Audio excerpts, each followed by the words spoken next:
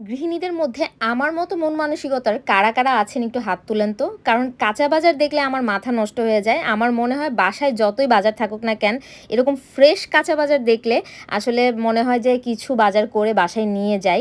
আমি আজকে গিয়েছিলাম হচ্ছে কারওয়ান বাজার। কারওয়ান বাজার আমি গিয়েছিলাম মূলত শুটকি কেনার উদ্দেশ্যে। বাসায় শুটকি শেষ হয়ে গিয়েছিল। আর আমি শুটকি পছন্দ করি, শুটকি লাভার। আমরা যেহেতু কিশোরগঞ্জের মানুষ শুটকি পছন্দ করে। তো ওখানে গিয়ে আমরা শুটকি দেখছিলাম। আমি হচ্ছে লইট্টা শুটকিটা কিনবো।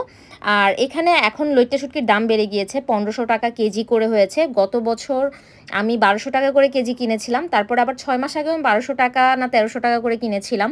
আর এবার ১৫০০ টাকা করে কেজি। তো আমি ১ কেজি হচ্ছে লইট্টা শুটকি নিয়ে নিই।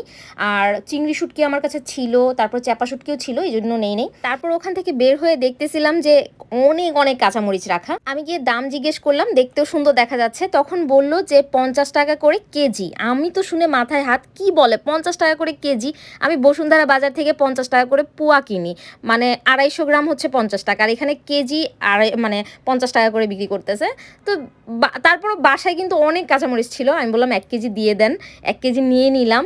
আর বলতেছিল কারেন্ট মরিচ, কারেন্ট মরিচ। আমি ভয়েসটাও ওদের রেখেছিলাম, কিন্তু এত আওয়াজ হচ্ছিল আশেপাশে, তাই আমি এখানে অ্যাড করে দেই নাই। দেখেন কি পরিমাণে মরিচের হাট সব দিকে। মানে আমার মনে হচ্ছিল আমি সব কিনে নিয়ে যাই। কিন্তু আমি ঠিক ২ দিন আগেই কাঁচা বাজার করে ফ্রিজ ভর্তি করেছি। এখন যে আমি এখানে আসবো, আমার তো মাথায় ছিল না যে আমি কারওয়ান বাজার আসবো, এখান থেকেই নেওয়া যাবে বাজার। তো এখানে যখন বাজার দেখছিলাম আমার মনে হচ্ছিল না যে নাহ, কিছু যদি না নিয়ে যাই তাইলে তো আসলে মন আমার ভরবে না। আমি লেবু দেখছিলাম। তারপর লেবুর হাট, সব জায়গায় লেবু ভরা। বড়, বড় সুন্দর, সুন্দর চেহারার লেবু। তো আমি এখান থেকে লেবু নিয়ে নিচ্ছিলাম। পরে আমাকে বলতেছিল যে কতগুলা নিবো? ২০ টা নিবো, ৪০ টা নিবো।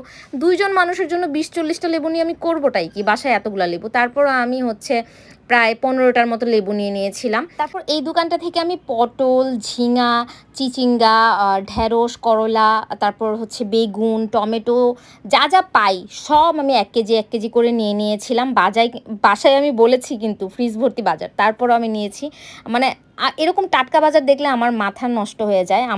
আমরা যখন বাড়িতে যাই, আসার সময় রাস্তায় যখন হাইওয়ে রোডে বড়, বড় বাজার বসে না একদম টাটকা বাজার, ওইগুলা কিন্তু গাড়ি ভর্তি করে কিনে, মানে গাড়ি থামিয়ে আমরা বাজার করে তারপর বাসায় মানে ঢাকায় আসি।